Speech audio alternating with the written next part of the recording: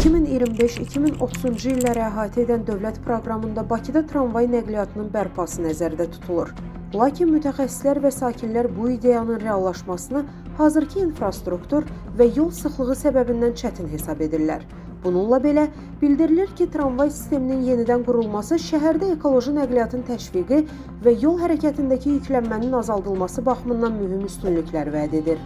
Bakıda tramvay sisteminin bərpası nə dərəcədə realdır? Bu, hansı əraziləri əhatə edə bilər?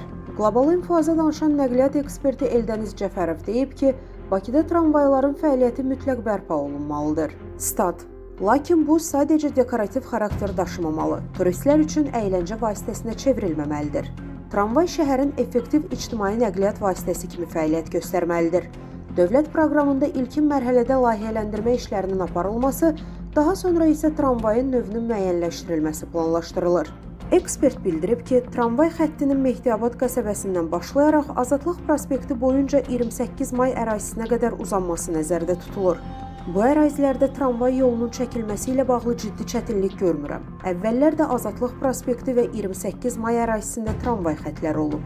İndi həmin xətlərin bərpası texniki baxımdan mümkündür. Statın sonu.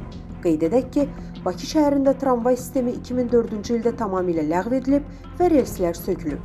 Əziz izləyicilər, xəbərlərdən məlumat almaq üçün kanalımıza abunə ola bilərsiniz.